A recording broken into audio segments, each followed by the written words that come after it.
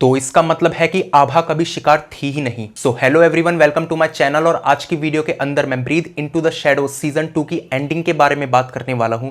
Ending explain करूंगा और बताऊंगा कि इसकी एंडिंग कितनी कॉम्प्लेक्स थी और सीजन 3 की जो वाइब्स हैं वो हमें इसी की एंडिंग से मालूम चल जाती है। अगर मैं इसकी एंडिंग को एक्सप्लेन करूं तो मैं बताना चाहूंगा कि आपने देखा होगा एंड के सीन के अंदर कबीर सावंत मतलब कि जो अमित साध है उनका जो जूनियर होता है वो अपनी सगाई या शादी की पिक दिखा रहा होता है एंड कहता है कि भाई कितने सारे मुझे लाइक्स मिल गए। एंड वहीं पर वो अमित साध को भी कहता है कि आप भी आकर के इस पिक को देखिए। जब वो उस पिक को देखते हैं तो इमीडिएटली उसी वक्त आभा सबरवाल ने भी उस पिक को लाइक कर दिया होता है। तो जब वो आभा सबरवाल की प्रोफाइल खोल करके देखते हैं वहां पर उनको पीछे वो सारे के सारे खिलौने बने हुए दिखते हैं जो अविनाश बनाया करता था मेंटल असाइलम के अंदर। तो उस चीज को सोच करके एकदम से कबीर का दिमाग घूम जाता है एंड वो पूरी की पूरी डिटेल निकाल लेता है। जहां पर उसको ये बात समझ में आती है, उसके पर्सपेक्टिव से ये बात बताई गई है कि उसको ये बात समझ में आती है कि असलियत में अविनाश अभी भी जिंदा है। जे है वो भी शायद जिंदा है बट ऐसा कंफर्म नहीं है, लेकिन अविनाश तो बिल्कुल जिंदा है। वहां पर हमें फ्लैशबैक में दिखाया जाता है कि जो आभा है वो कहती है कि अभी हमें किसी भी तरह यहां से बच करके निकलना है। तो वो कहता है इसका सिर्फ एक ही इलाज है, वो है डॉक्टर सिद्धार्थ।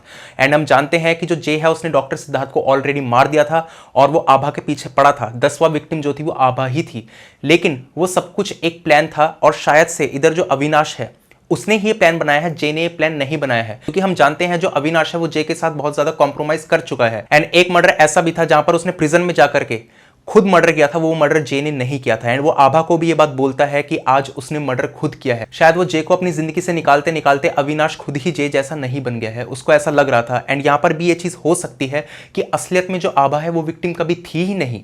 विक्टिम तो सिद्धार्थ था जो मर चुका है ऑलरेडी। एंड आभा का यूज अविनाश ने सिर्फ इसलिए ही किया है ताकि वो लोग यहां से सेफ बच करके जा सके। जैसा हम एंड वाले सीन के अंदर जानते हैं कि एकदम से ब्लास्ट हो जाता है एंड उसी वक्त पर सब लोग ये समझ लेते हैं कि जो अविनाश है वो मर चुका है।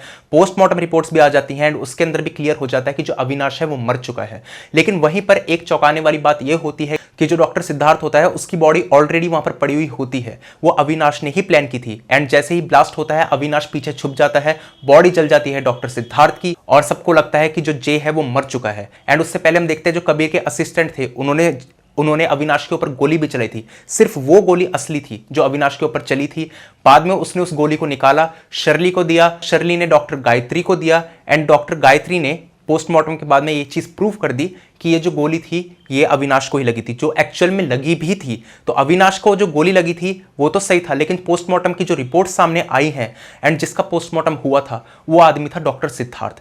तो यहां पर जो कबीर है उसका दिमाग पूरा घूम जाता है। वो अपने पर्सपेक्टिव से बात समझ लेता है कि जो जे है वो अभी भी जिंदा है, या जे तो मर चुका है, अविनाश अभी भी जिंदा है। एंड जो उसने लास्ट वाला मर्डर प्लान किया था अपनी वाइफ का, वो मर्डर कुछ था ही नहीं बल्कि सोची समझी साजिश थी अविनाश की और आभा की। क्योंकि हम जानते हैं कि किसी भी तरह से अविनाश के बचने का कोई चांस था ही नहीं। एंड यहां पर सोने पे सुहागा ये हो जाता है कि साइबर सेल को उसकी आभा की मर्डर वाली पिक मिलती ही नहीं है। वहां पे लास्ट जो टुकड़ा होता है वो साइबर सेल को नहीं मिलता। तो इसकी वजह से जो आभा है वो तो अभी तक बची हुई है। एंड इसी के साथ साथ अविनाश आभा को भी बचा लेता है, खुद भी बच जाता है, अपनी बेटी को भी बचा लेता है। एंड बाद में जाकर के वो लोग जो है वो माउंटेन पे बस जाते हैं, जहां पर हमें एंड में सुनने को मिलता है अविनाश की बेटी बोलती है मुफासा आर यू कमिंग। वो अपने फादर को मुफासा बोल रही थी एंड वहीं पर जो अविनाश होते हैं वो कहते हैं yes darling I am coming, और वो अविनाश के वे में बोलते हैं, जे के वे में नहीं। तो इससे ये क्लियर हो जाता है कि अविनाश अभी भी जिंदा है एंड कहीं ना कहीं उसने जे को टेक ओवर कर लिया है। जे जो है उसने अपने सारे के सारे मर्डर्स को अंजाम दे दिया है, लेकिन फिर भी जो अविनाश है वो जे के साथ में कंफर्टेबल है,